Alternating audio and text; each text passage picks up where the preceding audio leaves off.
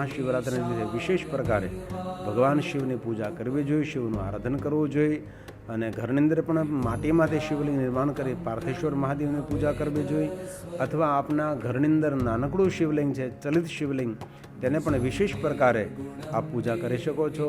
જલથી, પંચામૃતથી, ચંદનથી, સૌભાગ્ય દ્રવ્યથી, પુષ્પોથી, બિલ્વપત્રોથી દીપ અર્પણ કરીને. એવું નથી કે શિવાલયમાં જ આપ મહાશિવરાત્રિ દિવસે દીપમાલા પ્રજ્વલિત કરો, આપના ઘરની અંદર પણ આપ દીપમાલા પ્રજ્વલિત કરી શકો છો. અને વિશેષ કરીને તો ત્રયોદશીના દિવસેથી જ, આજથી જ, જો ત્રયોદશી છે તો અખંડ દીપનો પ્રારંભ કરવો જોઈએ. ત્રયોદશીની દિન, ત્રયોદશીની રાત્રિ અને ચતુર્દશી મહાશિવરાત્રિ દિવસ અને રાત્રિ અખંડ દીપ ઘરમાં રાખવો જોઈએ. અને થઈ શકે એટલા પંચાક્ષર મંત્ર ઓમ નમઃ શિવાય મંત્રના જાપ કરવા જોઈએ. મહાશિવરાત્રિ દિવસે જેટલું મૌન રહેવાય એટલું આપણા માટે હિતકારક છે. આજે ભગવાન મહાદેવના લિંગ પ્રાગટ્યનો પહેલો દિવસ છે. આ દિવસે બ્રહ્મા અને વિષ્ણુએ ભગવાન મહાદેવના નિરાકાર પ્રતીક લિંગ સ્વરૂપની પૂજા કરી હતી. એટલે જે કોઈ મહાશિવરાત્રિનું વ્રત કરે છે તેનું સર્વ રીતે મંગલ અને સર્વ રીતે કલ્યાણ થાય છે. દર્શક મિત્રો, હું છું ફેનિલ કુકડિયા. સર્વજન સેવા ટ્રસ્ટ સુરત દ્વારા સંચાલિત વિદ્યાર્થી આપઘાત રોકો અભિયાન દ્વારા પ્રેરિત વાતોનો ખજાનો પોડકાસ્ટ ચેનલમાં આજે તમારું હાર્દિક સ્વાગત છે. ઓમ નમઃ શિવાયથી આપણે શરૂઆત કરીએ, કેમ કે આજે આપણી સાથે મહેમાન બન્યા છે શિવજીના ઉપાસક, શિવ કથાના પ્રેરક એવા પરમ પૂજ્ય શ્રી ગિરિબાપુ. ધન્યવાદ. તમારું હાર્દિક સ્વાગત છે અમારી સાથે વાતોના ખજાનામાં.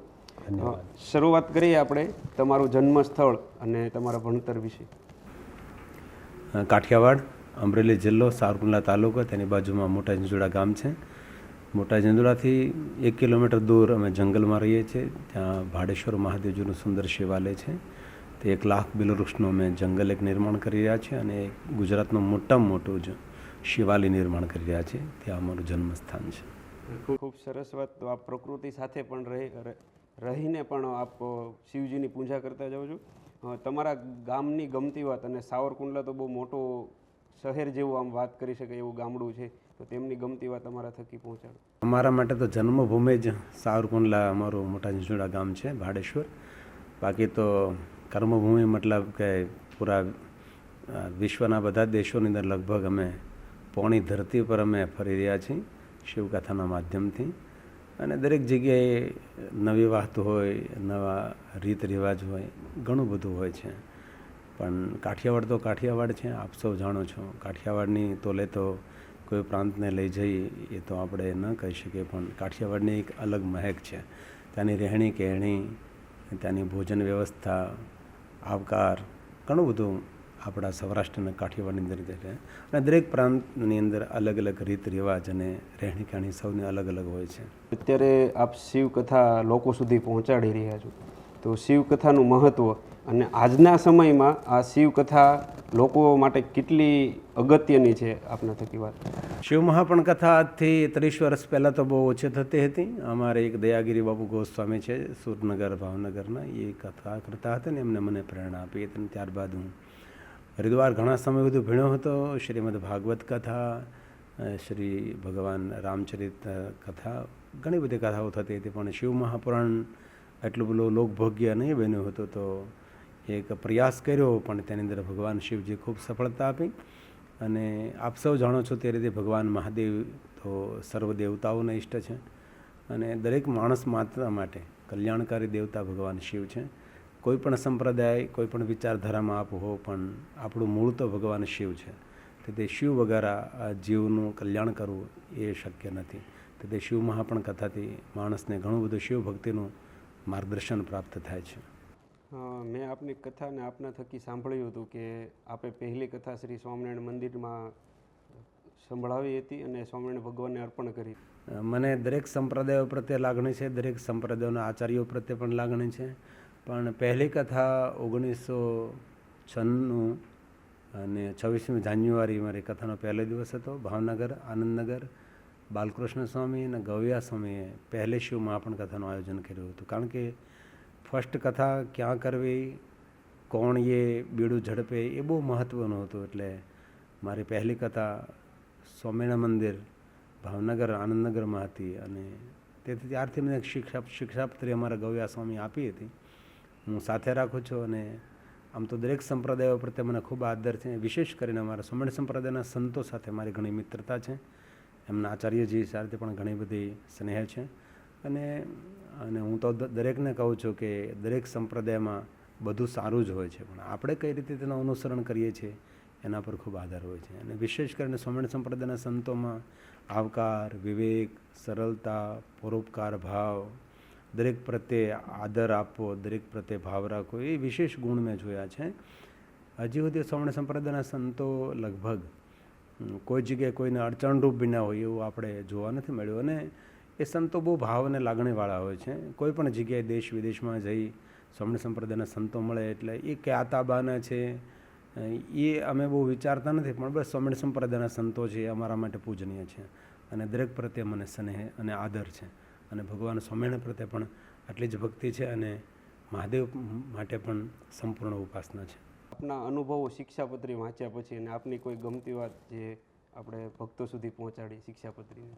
મૂળ શિક્ષાપત્રીમાં તો ઘણી બધી દરેક વાતો ગમતી છે અને ગમતી વાતો જ ભગવાને એમાં લખી છે. તેની અંદર વિશેષ કરીને કહીએ તો એમાં જે ભગવાને કહ્યું કે પંચાયત પૂજનમ સર્વ કાર્ય સિદ્ધર્થે, 5 દેવતાઓની પૂજા કરવાથી કાર્ય સિદ્ધ થાય, એ વાત બહુ જ ગમી. મારો કોઈ પણ આશ્રિત બને, મારા વિચારોને ગ્રહણ કરે, પણ કોઈ જગ્યાએ શિવાલય આદર થકી પ્રણામ કરવા, એવું ઘણું બધું સુંદર અને સંપૂર્ણ શિક્ષાપત્રી એક શિક્ષણ છે. જીવન જીવવા માટેના પાઠ ભણાવેલા છે. અને હું તો બહુ હૃદયથી કહું છું કે આપણે શ્રીમદ ભાગવત ગીતા તો જીવનને ટોચ ઉપર પહોંચાડી શકે તેવું તેની અંદર ભરપૂર જ્ઞાન છે, પણ શિક્ષાપત્રી પણ માણસને ઘણું બધું માર્ગદર્શન જીવનમાં આપી શકે છે. નિયમોનું પાલન કરવાથી માણસ ઘણો બધો શ્રેષ્ઠ બની શકે, જીવનમાં સુખી પણ થઈ શકે, આગળ પણ વધી શકે. દરેક સંપ્રદાયોની એક આગવી ઓળખાણ હોય છે. દરેક સંપ્રદાયનો અલગ અલગ વિચારધારા, પણ અંતે તો વિચારધારા એક જ છે કે સૌનું સુખ થાય, સૌનું સારું થાય, સૌનું કલ્યાણ થાય, હરેક વ્યક્તિ સુખી રહે, એ જ આપણો ભાવ હોય છે. કે શિવરાત્રિનું મહત્ત્વ શું છે અને સાથે શિવલિંગને શા માટે પૂજવા જોઈએ? લોકો એમનો ઉત્સાહ અને ભક્તો પૂજતા હોય છે ત્યારે એમનું કોઈ વાત?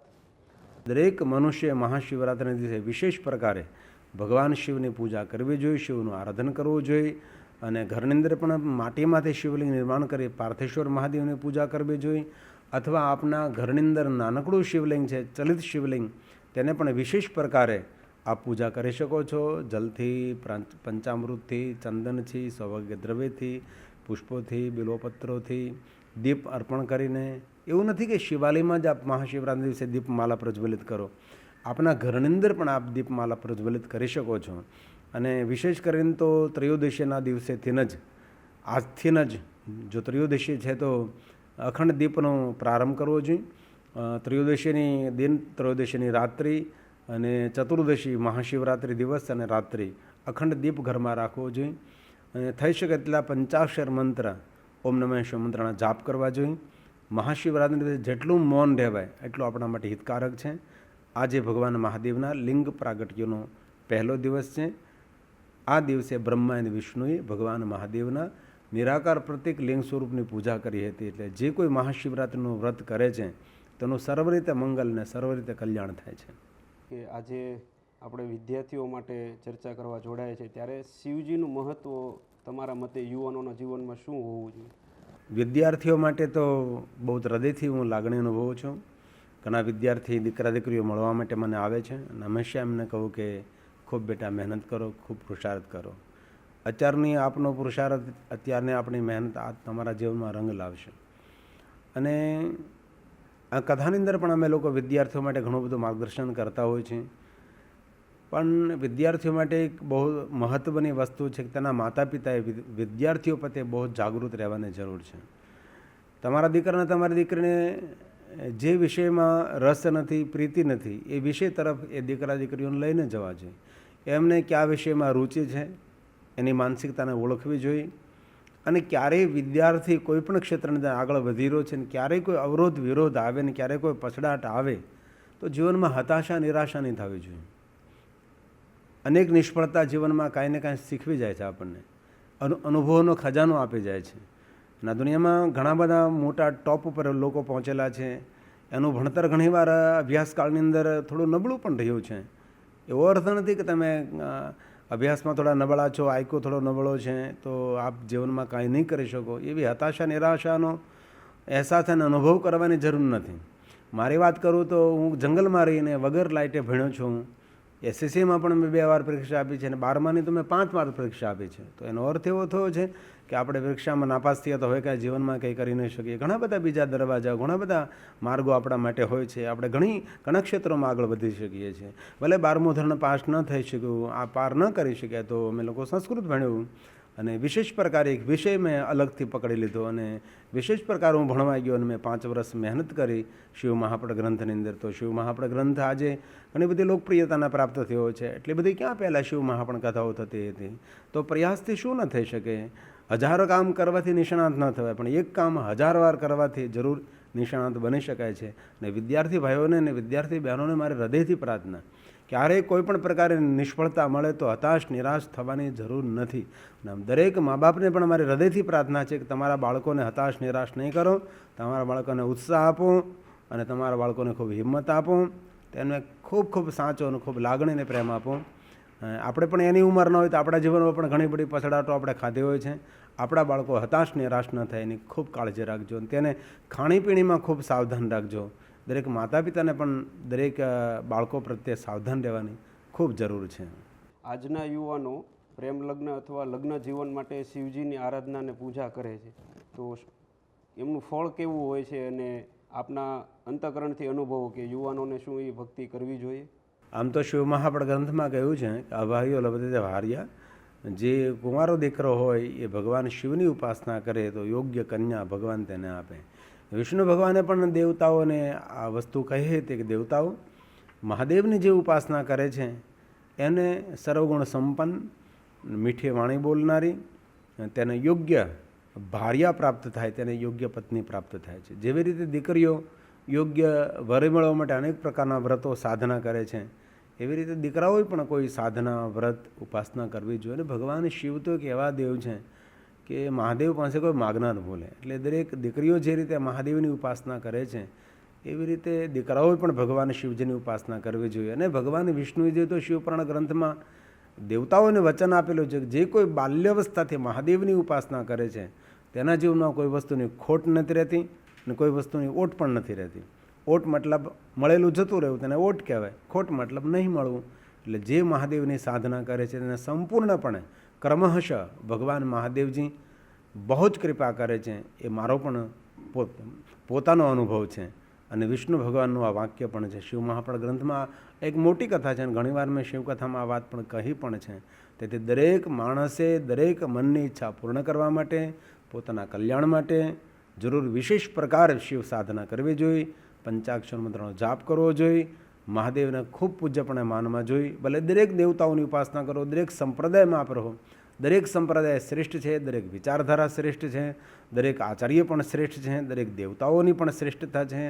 પણ શ્રેષ્ઠમાં શ્રેષ્ઠ કોઈ હોય તો ભગવાન મહાદેવ છે. તે મહાદેવ વગર આપણો ઉદ્ધાર નથી, એવી દરેકને મારી હૃદયની લાગણી છે. કે લોકોને મળ્યા છો, આપ દેશ વિદેશ ફર્યા છો અને લોકો અને ભક્તો આપની સુધી બધી વાત પહોંચાડતા હોય ત્યારે એ પૂછવાની મન થાય કે આપ પ્રેમ વિશે શું અનુભવો છો? લોકો આપને પ્રેમ વિશે શું માહિતી આપી છે? પ્રેમમાં એક નિર્દોષતા હોવી જોઈએ. કોઈ મેળવવાની વસ્તુ ન હોય. જેના પ્રત્યે આપણને લાગણી હોય છે એના પ્રત્યે સંપૂર્ણપણે એના સુખનો ભાવ હોય છે. એના તરફથી આપણને સુખ મળે ન મળે એવી કોઈ ઈચ્છા નહીં રખાય. હંમેશા આપણા તરફથી અમને કેટલું સુખ મળે છે એ બહુ મહત્ત્વની વસ્તુ છે. ઘાટ ઘાટના દેશ દેશાંતરના શહેરના માણસે જેટલું ગોળાનું પાણી નહીં પીધું હોય એટલું મેં ગામનું પાણી પીધું છે. કારણ કે દરરોજ માટે પર્યટન હોય, ગામડે ગામડે શહેર રાજ્ય દેશ દેશાંતરમાં નિરંતર કથાઓ થતી હોય છે. તો ઘણા બધા અનુભવો છે. પણ દરેક દીકરા દીકરીઓ મારી બહુ પ્રાર્થના છે કે માતા પિતાનો નિશાસો લઈને કોઈ જીવનમાં પગલું નહીં ભરવું. માતા પિતાની ખુશી થોડીક ધ્યાનમાં રાખવી. દીકરી હોય કે દીકરો હોય, માતા પિતાના પ્રેમ અને લાગણીને ખૂબ ધ્યાનમાં રાખવું તેવી હૃદયની પ્રાર્થના છે. જે મા બાપે આપણે 15 વર્ષ 20 વર્ષ સુધી લાગણી પ્રેમ પોતાએ સુખનો અનુભવ ન કર્યો, આપણને સુખી કરાવ્યા, આપણને ભણાવ્યા, આપણા માટે કપડાં અપાવ્યા, આપણી ફી ભરી, આપણું ખૂબ ધ્યાન રાખ્યું આપણા માતા પિતાએ.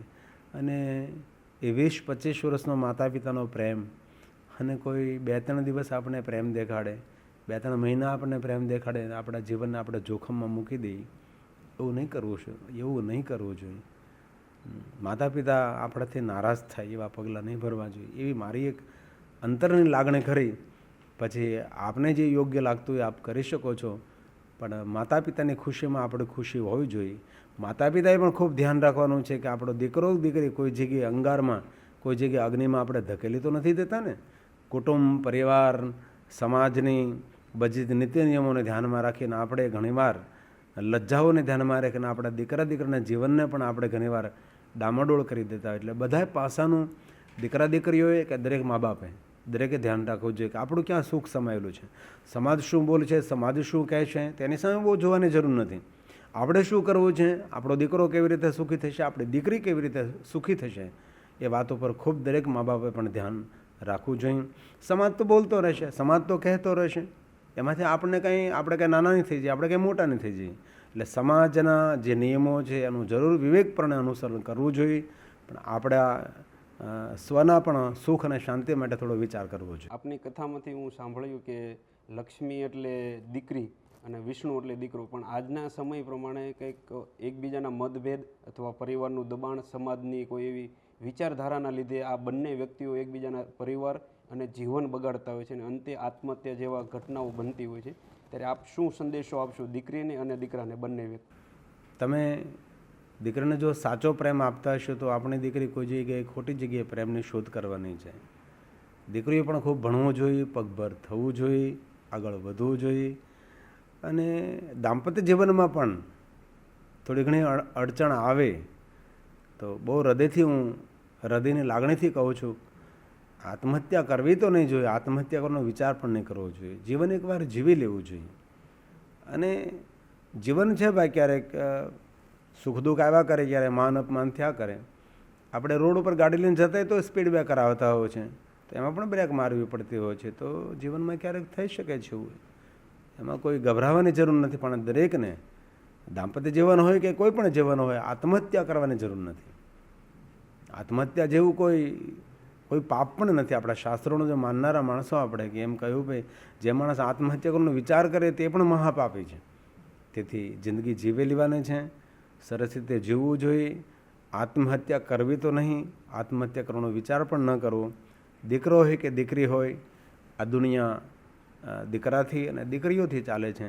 પણ એક સમય એવો હતો કે ભ્રૂણહત્યા કરી, દૂધ પીતી કરી. તેથી દરેક વિચારકોએ દીકરીઓના વિચારધારા ઉપર ઘણો બધો ભાર મૂક્યો. બેટી બચાવો, બેટી પઢાવો, આ વસ્તુ પર ઘણો બધો વિચાર કરવામાં આવ્યો. અને સમાજની અંદર અત્યારે સારું છે કે જેટલું દીકરાઓને માન સન્માન મળે છે એટલું જ માન સન્માન આજે દીકરીઓને દરેક મા બાપ આપી રહ્યા છે. અને દીકરીઓ પણ સારા સ્થાન ઉપર પહોંચવા લાગી છે. આજે જોઈએ આપણે અભ્યાસની અંદર તો દીકરીઓ આગળ હોય છે. જે રીતે દીકરાઓ આગળ વધી રહ્યા છે એ રીતે દીકરીઓ પણ ખૂબ આગળ વધી રહી છે. અને મારી તો ખૂબ હૃદયની લાગણી, ખૂબ દીકરીઓ ભણે અને પોતાના સમાજ અને મા બાપનું નામ ગૌરવવંતું બનાવે અને ગૌરવવંતું જીવન જીવે, એવી હૃદયની હું લાગણી આપ તરફ રાખું છું. કે આજના સમયમાં પ્રેમ લગ્ન માટે થોડીક તકલીફો થતી હોય, ત્યારે શિવજી અને પાર્વતીજીના લગ્ન સમયે એ સમયમાં એમની કોઈ સમયની પ્રેરણાદાયી વાત લગ્ન સમયની? ભગવાન શિવજીના બેહવાર વિવાહ થયેલા. શિવજીની લીલા અનુસાર પ્રથમ તો દક્ષપુત્રી સતી સાથે ભગવાન શિવજીના વિવાહ થયેલા. અને સતી એ સ્વયંભૂ મહાદેવના ભક્ત હતા. અને સતીએ ભગવાન શિવજીને મેળવવા માટે ખૂબ તપ કર્યું હતું. અને તપના ફલ સ્વરૂપે ભગવાન શિવ તેમને પ્રાપ્ત થયા હતા. અને સતીનો બીજો જન્મ જ્યારે નગાધિરાજ હિમાલયને ત્યાં થયા છે, મા મેનાવતીને ત્યાં, ત્યારે પાર્વતી રૂપે પ્રગટ થાય છે. અને નારદજીએ પાર્વતીની આગળ ભગવાન શિવજીના સુંદર સુંદર ચરિત્રો સંભળાવ્યા હતા. અને પાર્વતીએ નિર્ણય લઈ લીધો હતો કે મારે ભગવાન શિવ સાથે વિવાહ કરવા છે. તો નારદજીએ જ પાર્વતીને કહ્યું કે શિવ સાથે વિવાહ કરવા માટે તમારે તપસ્યા કરવી પડે અને ભગવાન શિવ જેવા ગુણ એકત્ર કરવા પડે, તો તમે શિવ સાથે પરણી શકો છો. અને એ પાર્વતીએ નારદના કહેવા અનુસાર કઠિન તપસ્યા કરી હતી. તપના ફલ સ્વરૂપે ભગવાન શિવ પાર્વતીને પ્રાપ્ત થયા હતા. અને ભગવાન શિવ તો એક એવા દેવતા છે કે જેની અંદર પ્રેમ અસીમ છે, જેની કોઈ સીમા જ નહીં. તેથી શિવજીના ચરિત્રમાં આપણે જોઈએ તો શિવજીની સાથે દેવ, દૂત, ભૂત, ડાકીની, જીવ, જંતુ, કોરમાં કોણ નથી. મહાદેવ દરેકનો સ્વીકાર કરે છે. તેથી શિવજીનું ચરિત્ર શ્રેષ્ઠ એમ કે દરેક ઉપર લાગણી રાખો, દરેક ઉપર ભાવ રાખો, દરેક ઉપર પ્રેમ ભાવ રાખો. દરેકનો સ્વીકાર કરો, કોઈને નીચા ન સમજો. આ સૃષ્ટિ એકબીજા પૂરક આ સૃષ્ટિ ચાલી રહી છે, તેથી કોઈનો અનાદર કરવાની જરૂર નથી.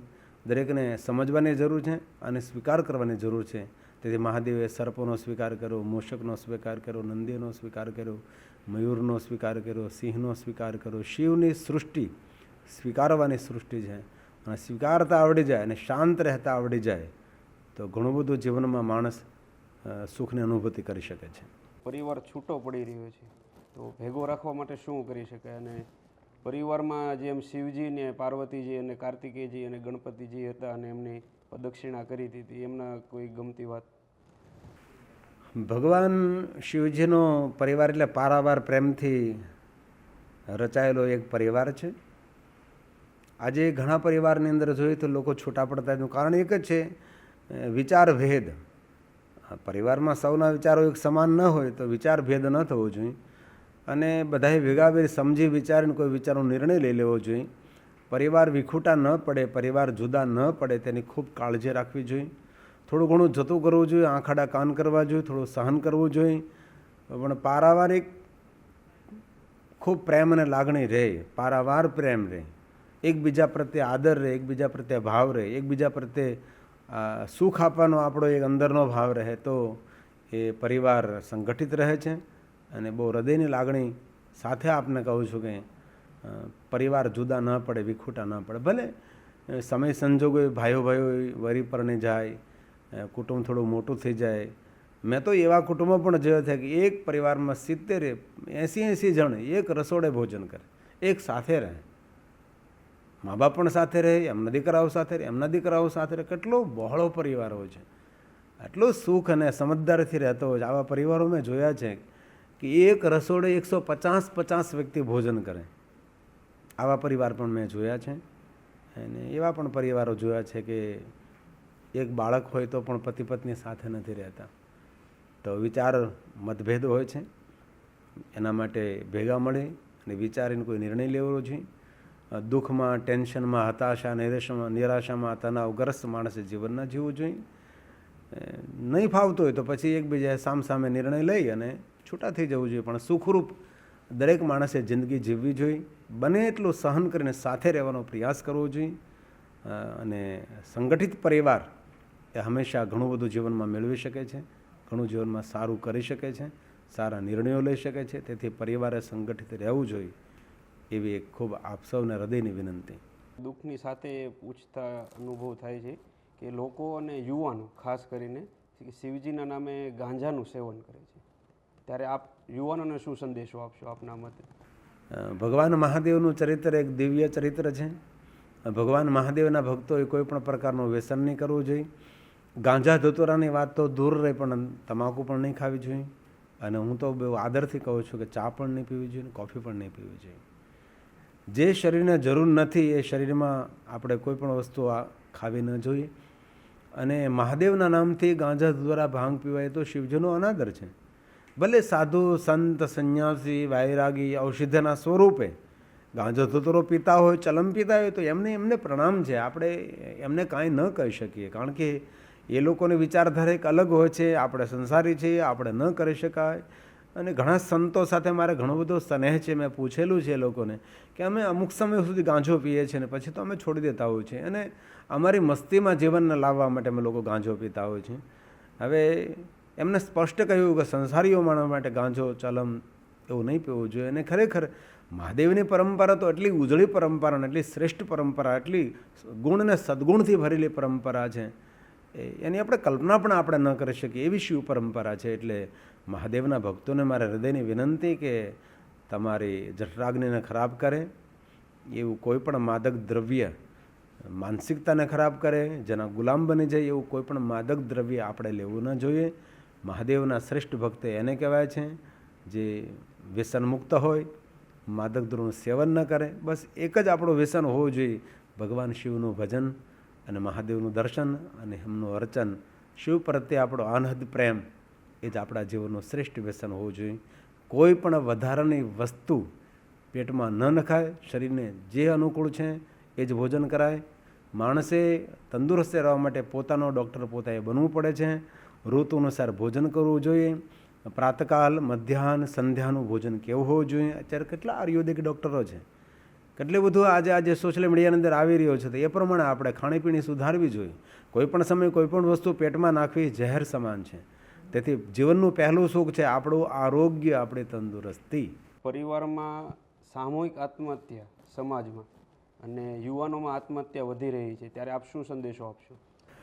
બહુ જ વારંવાર કથાના માધ્યમ દ્વારા કહું છું, ઘણા પરિવાર સામૂહિક આત્મહત્યા કરે એનું કારણ એક જ છે, કરજો હોય છે માથા ઉપર. અને બહુ હૃદયથી કહું છું કે ભલે નાના ઘરમાં રહેજો, કરજો નહીં કરવું, માથા પર કોઈ દાણું ન કરવું. અને કોઈ યુવાનને હૃદયથી પ્રાર્થના છે કે કોઈ પણ પ્રકારનો એટલો કરજો નહીં કરવો કે તમે આત્મહત્યા કરવા તરફ મજબૂર થાવ. અને આત્મહત્યા કરવી પણ નહીં. અને કોઈ પાસેથી પૈસા લીધા તેને હાથ જોડીને કહેવાનું ભાઈ મારી પાસે થાય ત્યારે હું તને આપી દઈશ. જાજે ભાગે આત્મહત્યા કરનારા કરજાવાળા હોય છે કે ઓલા લોકો એટલું દબાણ કરતા હોય. અને બહુ વિનંતી, વ્યાજે પૈસા નહીં લો, મોટા મોટા વ્યાજથી પૈસા નહીં લો. પછી આકરી ઉઘરાણી પહેલાં લોકો કરે, આપણને જીવવા જેવું ન રહે, દબાણ કરે, પછી ઘણી બધી અરાજકતા ઊભી થતી હોય છે. તેથી જીવનમાં ધીરે ધીરે આગળ વધો. તમે રાતોરાત ધનપતિ થવાનો વિચાર ન કરો, કારણ કે જેટલા દુનિયામાં સફળ પુરુષો થયા છે એની જર્ની જરા જુઓ. એની જર્ની 25, 30, 35, 40 વર્ષની તેની જર્ની હોય, એનું જીવન આખું જતું રહ્યો છે. ત્યારે એને કોઈ પણ ક્ષેત્રમાં સફળતા મળી હોય, 2 પૈસા મળ્યા હોય છે. તેથી બને ત્યાં સુધી કોઈ અનિત્યનું કામ પણ ન કરવું, એવું કાર્ય પણ ન કરવું કે આત્મહત્યા કરવા તરફ મજબૂર થઈએ. અને વિશેષ કરીને સામૂહિક આત્મહત્યા ત્યારે જ થતી હોય છે જ્યારે એના પર કરજો થતો હોય છે. બાકી સામૂહિક આત્મહત્યા તો બને ત્યાં સુધી બીજા કોઈ કારણો નથી હોતા. પારિવારિક કોઈ મન દુઃખ હોય, એવી કોઈ ભૂલો થઈ હોય, અને જે પરિવારમાં નિરંતર કંકાસ કજિયા ચાલતા રહ્યો હોય છે એ પરિવાર લગભગ સામૂહિક આત્મહત્યા કરતો હોય છે. અથવા મોટો પૈસાનો કરજો થયો હોય તો જે આત્મહત્યા કરતો હોય છે. તેથી બહુ હૃદયથી વિનંતી કરું છું મારા યુવાનને અને દરેક પરિવારજનોને, કોઈ પણ જીવનમાં ઘટના બને, આ દુનિયામાં કોઈ બંદૂક નથી મારી દેતો. અને જીવી લેવું એકવાર, જીવીને દેખાડી દેવાનું એકવાર. અને 2 હાથ જોડીને વિનંતી કરવાની, જો અમે ભાઈ જીવતા રહીશું તો તારા માટે બધું અમે કરી શકશું, અમે આ દુનિયામાં નહીં હોય તો તારા માટે કોણ બધું કરવાનું છે. એટલે આત્મહત્યા નહીં કરવી તેવી એક હૃદયની પ્રાર્થના. સામૂહિક આત્મહત્યા તો કેટલું બધું દુઃખ અને આઘાતની વાત છે. તો સૌને મારી પ્રાર્થના કે ખૂબ શિવને યાદ કરજો, અને શિવજી તમને જીવન જીવવા માટેનું ખૂબ બળ પૂરું પાડશે. અને દિલથી કહું છું, મહાદેવનો જે પરમ ભક્ત હોય આત્મહત્યા કરે તો નહીં, આત્મહત્યા કરવાનો વિચાર પણ ન કરે, એ શિવ ભક્તોનું શ્રેષ્ઠ લક્ષણ છે. ગર્વ સાથે કહેતા અનુભવ થાય છે કે અમારી સંસ્થાની ટેગલાઇન જ છે જીવી લેને યાર. એ સંસ્થાની પ્રેરણા બળ હેઠળ જ અમે કામ કરી રહ્યા છીએ. આજે આપની પાસે એક સંદેશો લેવો છે કે રસોડામાં અગ્નિ પેટાવ્યા પછી ગાય કૂતરા માટેની જે પહેલી રોટલી કરવામાં આવે છે, તો પહેલું ધાન પકાવવામાં આવે છે, એનું મહત્ત્વ શું હોય છે? આપણી ઋષિમુનિઓની પરંપરા છે કે આપણે ભાઈ પહેલાં બધો ભાગ કાઢતા હોય છે. તો એક આપણી પરંપરા, આપણી સનાતન પરંપરાનો આધાર છે. એ ઘણા ડાયા માણસો આવું કરતા હોય છે, બહુ સારી વાત કહેવાય છે. મેં તો એવા માણસોને જોયા છે કે એ ભોજન કરવા બેસે પહેલાં ગાય માતાને રોટી ખવડાવે. એવા માણસો જેની વિચારધારા હોય છે. ભોજન કર્યા પછી કૂતરાનો રોટલો નથી આપતા, પહેલાં કૂતરાઓને રોટલો આપવા જાય છે. મેં તો એવા માણસોને જોયા છે કે બપોરે ભોજન કરવા બેસે પહેલાં હાથમાં 5 ટિફિન લઈને ગામમાં નીકળે, અને ગામની અંદર કોઈ તેને 5 માણસો ભૂખ્યા મળી જાય એને જમાડે, પછી તો ઘરે આવીને જમે છે. આ દુનિયામાં વિવિધ પ્રકારના માણસો છે, પણ જેટલું થાય એટલું દરેક માણસે કરવું જોઈએ. અને આ વાત મને બહુ સારી લાગી કે ભાઈ કે ગાય માતા માટે, કૂતરા માટે હવે લોકો ઘણું બધું બોલી ગયા છે અને ઘણું બધું પરિવર્તન પણ થઈ રહ્યું છે. પણ જેટલું સચવાય એટલું આપણે જરૂર સાચવી લઈએ. કે રુદ્રાક્ષનું જીવનમાં મહત્ત્વ અને એના પહેરવાથી ફાયદા. રુદ્રાક્ષ ભગવાન શિવજીનું સ્વરૂપ છે. રમરુદ્ર ઉગ્નાશાય ધન્વંતરી રુદ્ર. માનસિક બળ પૂરું પાડે છે અને શારીરિક આપણને આરોગ્ય આપે છે. કોઈ પણ વિચારધારા, કોઈ પણ સંપ્રદાય, દરેક માણસે રુદ્રાક્ષ પહેરવો જોઈએ. માનસિકતા પણ તેની સારી રહે અને શારીરિક અવસ્થા પણ તેની સારી રહે છે. રુદ્રાક્ષ એક ઔષધિ છે, ભગવાન મહાદેવનું આપેલું વરદાન છે. તેથી દરેક માણસે રુદ્રાક્ષ પહેરવો જોઈએ. કોઈ પણ વિચારધારા, તમે રામને માનતા હો, કૃષ્ણને માનતા હો, અન્ય કોઈ દેવતાઓની ઉપાસના કરતા હો, કારણ કે રુદ્રાક્ષને કોઈ સંપ્રદાય કે કોઈ ભગવાન સાથે નહીં, પણ રુદ્રાક્ષ એક આયુર્વેદિક ઔષધિ છે. દરેક માણસે રુદ્રાક્ષ પહેરવો જોઈએ. એમાં તો રુદ્રાક્ષનો તો ઘણો બધો મહિમા છે. પણ એક યાદ રાખવું કે ભાઈ નાભીથી ઉપરના શરીરમાં પહેરવાનું રુદ્રાક્ષ, નાભીથી નીચેના શરીરમાં નહીં પહેરવાનું. એક માળા શાસ્ત્ર છે, તેની અંદર અનેક પ્રકારની માળાઓનું વર્ણન છે, પણ શ્રેષ્ઠ કોઈ જો મંત્ર જાપ માટેની માળા હોય તો રુદ્રાક્ષની માળા છે. પણ તમે બહુ જ વર્ષોથી જે માળાનો જાપ કરતા હોય માળા બને ત્યાં સુધી બદલવી નહીં. પણ જો તમે નવી શરૂઆત કરતા હોય તો રુદ્રાક્ષની માળા મંત્ર જાપ કરવા માટે શ્રેષ્ઠ છે. તે આયુર્વેદિક ઔષધિ છે, આપણે માનસિક ખૂબ બળ પૂરું પાડે છે. રુદ્રાક્ષ પહેરનારો વ્યક્તિ, રુદ્રાક્ષથી મંત્ર જાપ કરનારો માણસ હતાશ, નિરાશ ન થાય, તેને તણાવગ્રસ્ત જીવન ન આવે અને માનસિકતા તેની બહુ જ પ્રબળ રહે છે. તેથી રુદ્રાક્ષ માણસ માત્ર માટે બહુ જ કલ્યાણકારી છે. કે આપ શિવજીના ઉપાસક છો, આપનું શિવજીનું નામ આપના કણ કણ અને રક્તમાં દોડી રહ્યું છે, ત્યારે અમારા થકી શિવજીની ગમતી વાત જે આપને અતિ પ્રિય હોય એ લોકો સુધી પહોંચાડી. મહાદેવની તો દરેક વાત ગમતી વાત છે, કારણ કે મારો વિષય શિવ મહાપુરાણ કથા છે. એક જ હું કથા કરું છું. બસ સૌને મારી એક જ વિનંતી છે કે વધારે વધારે ભગવાન શિવજીનું સ્મરણ કરો અને ઓમ નમઃ શિવ મંત્રનો જાપ કરો. શિવજીનું ચરિત્ર એક શ્રેષ્ઠ સંદેશ છે. ભગવાન હંમેશા શાંત રહે છે. શાંત રહેનારો માણસ હંમેશા સુખી રહે છે. શંકર ભગવાનની પાસેથી ક્યાં આપણે શું શીખવાનું છે? શાંત રહેવાનું છે. ભગવાન શિવજી કરુણા સિંધુ છે. ભગવાન મહાદેવ જેવા કોઈ કરુણાકર દેવ નથી. અકારણ કરુણા કરનારા ભગવાન શિવ છે. તેથી શિવજીના સંપૂર્ણ જીવન ચરિત્રની દરેક વાતો હૃદયને સ્પર્શ કરનારી છે. અને શિવ મહાપુરાણ ગ્રંથની અંદર તો કારણ કે એ ગ્રંથ બહુ અઘરો છે, વિધિ વિધાનથી ભરેલો, પૂજા અર્ચનથી ભરેલો ગ્રંથ છે, નીતિ નિયમોથી ભરેલો ગ્રંથ છે. તેથી આ શિવ મહાપુરાણ ગ્રંથને લોકપ્રિય બનાવવા માટે પણ ઘણો બધો પ્રયાસ કરવો પડ્યો હતો.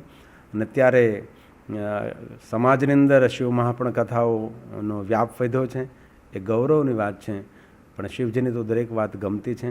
પ્રસન્ન રહેનારા દેવ છે, તપસ્યામાં લીન રહેનારા દેવ છે. શિવ પરંપરા ધ્યાનની પરંપરા છે. તેથી એવું નથી કે શિવાલયમાં જઈને તમે જલાભિષેક કરો, પુષ્પ ચડાવો, બિલોપત્ર ચડાવો. આપ ધ્યાન કરો છો એ પણ શિવની ઉપાસના છે. આપ તપ કરો છો પણ શિવની ઉપાસના છે. પણ શિવાલય જવું જોઈએ, કારણ કે શિવાલયની અંદર એક પોઝિટિવ બહુ જ વાતાવરણ હોય, સુંદર હોય છે. ભલે તમે રોજ ન થઈ શકો પણ સોમવારે જવું જોઈએ, મહિનામાં એકવાર ત્રયોદશીના દિવસે જવું જોઈએ, વર્ષમાં એકવાર મહાશિવરાત્રિના દિવસે જવું જોઈએ. શિવજીની દરેક વાતો શ્રેષ્ઠ છે. અને ભગવાન શિવજી એક સર્વગુણ સંપન્ન દેવ છે. મહાદેવના જીવન ચરિત્રમાં એક પણ દુર્ગુણ નથી. સર્વગુણ સંપન્ન એ ભગવાન મહાદેવ છે. તેથી દરેક યુવાનોને, દરેક બહેનોને, દરેક વ્યક્તિને પ્રાર્થના કે ભલે કોઈ સંપ્રદાયમાં આપ હો પણ મહાદેવને પૂજ્યપણે સ્વીકારજો અને શિવજીનું ખૂબ ભજન કરજો, એવી એક હૃદયની આપ સૌને પ્રાર્થના. પહોંચતા અને લોકો આપને ભક્તો મળવા આવતા હોય છે, ત્યારે મારા વિચાર પ્રમાણે કે માતા પિતાએ બાળકોને વારસામાં શું આપવું જોઈએ? ધન, સંપત્તિ કે સંસ્કાર? શું કહેશો? બહુ સારી વાત કરી.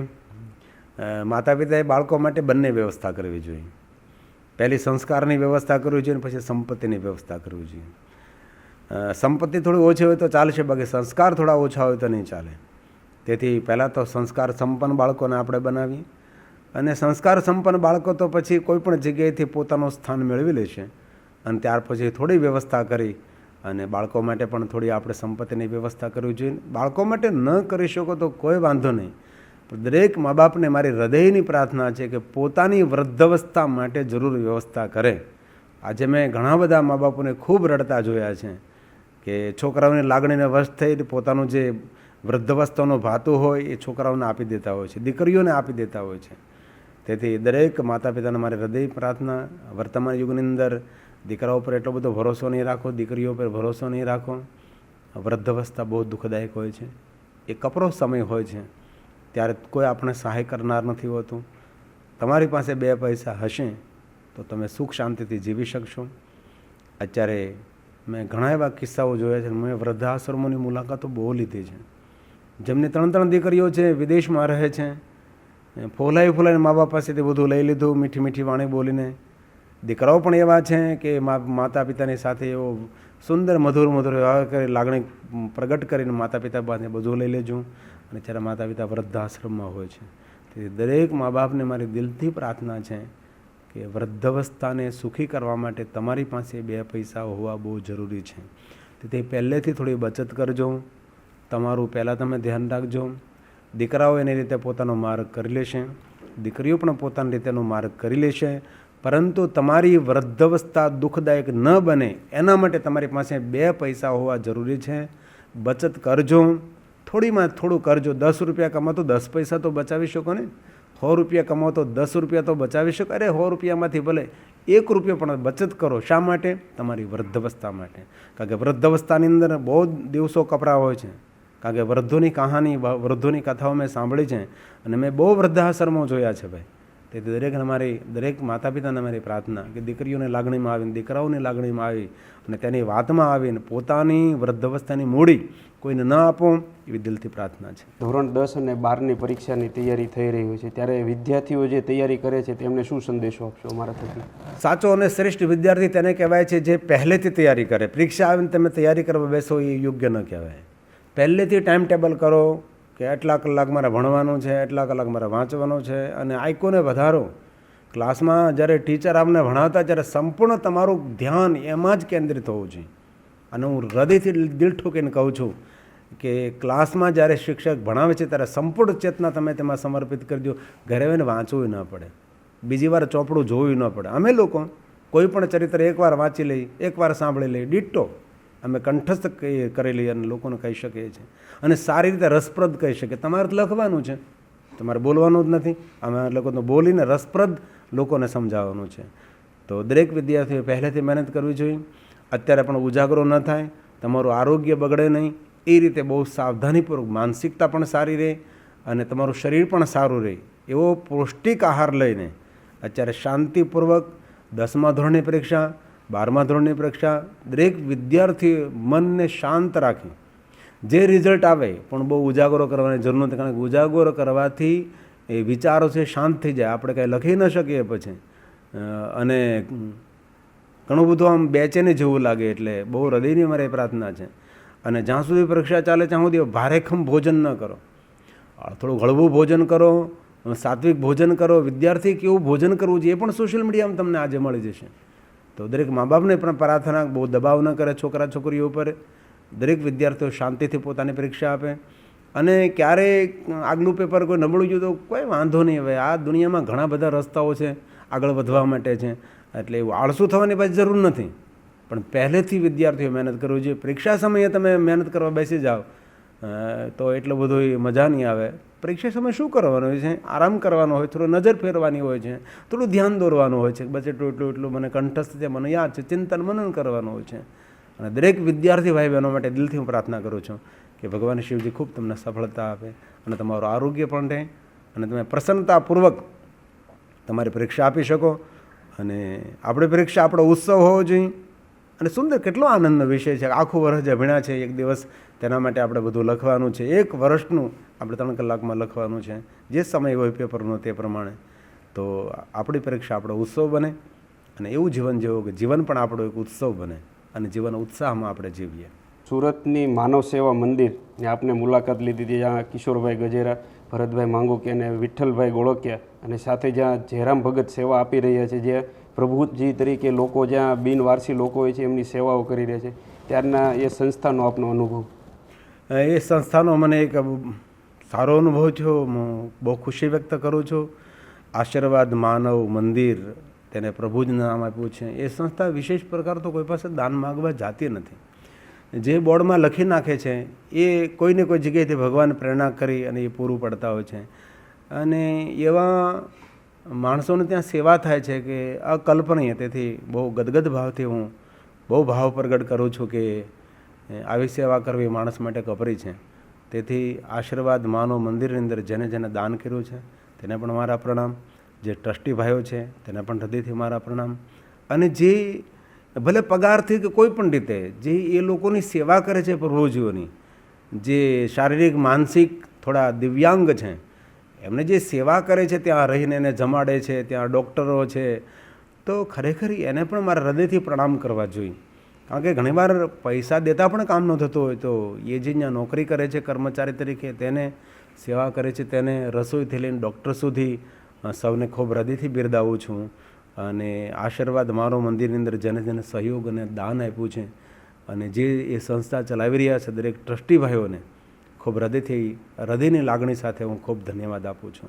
અને ખૂબ મહાદેવના આપના સૌ ઉપર આશીર્વાદ રહે અને આવા કાર્યો કરવા માટે લોકો પ્રેરિત થાય એવી હૃદયની ભાવ સાથે આપશો અને ખૂબ ખૂબ હૃદયના આશીર્વાદ. કે આપ સુરતમાં હંમેશા આવતા જતા હોય ત્યારે કેવો અનુભવ રહ્યો સુરતવાસીઓનો અને એમનો પ્રેમ અમારા થકી લોકો સુરતવાસીઓને શું મેસેજ આપશો? આમ તો અમે જ્યાં જઈએ ત્યાં ભગવાન મહાદેવનું સામ્રાજ્ય છે. ભગવાન મહાદેવની દુનિયા એક પ્રેમની દુનિયા છે. કારણ કે આપણો જેવો ભાવ શ્રોતા પ્રત્યે અને આપણો ભાવ જેવો બીજા પ્રત્યે હોય એવો ભાવ આપણને પ્રાપ્ત થતો છે. ભાવ ભાવાકર્મ શિવમ. ભગવાન શિવજીએ સ્પષ્ટ કહ્યું કે જેવો વ્યવહાર આપણે સામેના માણસો સાથે કરશું એવો વ્યવહાર આપણા માટે ફલિત થઈશું. પછી સુરત હોય કે રાજસ્થાન હોય કે મહારાષ્ટ્ર હોય કે તેલુગુ તામિલી હોય, કોઈ પણ હોય, ગમે ત્યાં જાય અમને સૌ પ્રત્યે ખૂબ ભાવ મળે છે અને સૌની ખૂબ લાગણી મળે છે. પૂરા ભારતના લગભગ રાજ્યોમાં અમે કથા કરી ચૂક્યા છીએ. એટલે એ આપણા પર આધાર છે કે આપણી માનસિકતા કેવી છે એ આપણા પર આધાર છે. એટલે સુરત તો સુરત છે, સુરતની તોલે તો કોઈ ના આવી શકે. સૂર્યપુત્રી તાપી મૈયાના તટ પર સુંદર દિવ્ય નગર છે અને આ નગરની વિશેષતા એક છે, પણ સુરત તો અત્યારે સૌરાષ્ટ્ર જેવું બની ગયું છે. કારણ કે એ સૌરાષ્ટ્રની ખાણીપીણી રહેણી કહેણી સૌ અલગ હતી. સુરતી જે ઓરિજિનલ સુરતીઓ છે એને મળવું જરૂરી છે. કારણ કે એની પાસે તમને ખબર પડે કે આ સુરતની રહેણી કહેણી ખાણીપીણી શું છે. તેથી સુરત તો સારું ને શ્રેષ્ઠ આનંદિત છે, પણ દરેક પ્રાંત શ્રેષ્ઠ છે. કોઈ પ્રાંતની આપણે નિંદા ન કરી શકીએ. સર્વભૂમિ ગોપાલ કી. આખી ભૂમિ નહીં, પૃથ્વી નહીં, બ્રહ્માંડ ઈશ્વરનું સર્જેલું છે. એટલે બ્રહ્માંડમાં કોઈ પણ જગ્યાએ ત્રિભુવન ભગવાન શિવજીનું. દરેક પ્રાંત, દરેક એરિયા બધું સુંદર અને બધું સારું છે. સંસ્થા થકી આપનો આભાર વ્યક્ત કરું છું. મહાદેવજીની કૃપાથી અને દયાથી આજે અમને સૌભાગ્ય મળ્યું કે શિવજી વિશે વાત લોકો સુધી પહોંચાડી, આપના થકી મેસેજ પહોંચાડ્યો. અને સાથે ગર્વની એ વાત પણ છે કે અમારી સાથે જેટલા લોકો જોડાયા છે એ વિના મૂલ્યે અમારી સુધી સેવા પ્રદાન કરી રહ્યા છે. જતીનભાઈ મોરડિયા, શિક્ષા ટીવી, કે જેની ઉપર આખું પોડકાસ્ટ વિડીયો લોકો સુધી અમે પહોંચાડવામાં મદદરૂપ થઈ રહ્યા છે. અમારી ફોટોગ્રાફી ટીમ ભાવેશભાઈ ચાવડા, દર્શનભાઈ ધાણાણી, મિલનભાઈ પડસળ, આ બધા લોકો વિનામૂલ્યે વિદ્યાર્થીઓને આપઘાત કરતાં બચાવવા અને પરિવારને ભેગા રાખવા માટે અમારી સાથે જોડાયા છે. આપનો પણ સંસ્થા થકી હું દિલથી આભાર વ્યક્ત કરું છું કે કિંમતી સમય કાઢીને લોકોને પ્રેરણા માટે આપ અમારી સાથે જોડાય. જય ભોળેનાથ. ખૂબ ખૂબ ધન્યવાદ. દરેક દર્શક મિત્રોને મારી હૃદયની પ્રાર્થના છે, વધારે વધારે વૃક્ષો વાવજો અને વૃક્ષોનું જતન કરજો. લોકો વધારે વધારે વ્યસન મુક્ત બને. જો જલ સંગ્રહ નહીં કરીએ તો જલ સંકટ આવશે. વૃક્ષોને આપણે નહીં સાચવીએ તો આપ જુઓ છો અત્યારે સુરતની અંદર કથા ચાલે તો રાત્રિના સમયે હવામાં કોઈ ખુશ્બુ નથી. હવાની અંદર કેટલું પ્રદૂષણ ભળેલું છે. તો દરેક માણસને મારી પ્રાર્થના છે જલ સંગ્રહ કરે, વધારે વધારે વૃક્ષો વાવે. પર્યાવરણની રક્ષા કરશું તો આપણી રક્ષા થશે, આવતી પેઢીઓની રક્ષા થશે. જ્યાં ત્યાં પ્લાસ્ટિકને સળગાવવું, જ્યાં ત્યાં ટાયરો નહીં સળગાવવા, જ્યાં ત્યાં માણસે થૂકવું નહીં, કાગળો ફેંકવા નહીં. સરકારના જે કાંઈ નિયમો હોય, હેલ્મેટ પહેરવું, બેલ્ટ બાંધો, એ બધા નિયમોનું અનુસરણ કરવું. જેટલું થાય તેટલું કરજો. બસ આપ સૌનું ધ્યાન રાખજો. અને સાધુ છું એટલે ભગવાન મહાદેવને પ્રાર્થના કરું છું આપ સૌની મહાદેવજી રક્ષા કરે.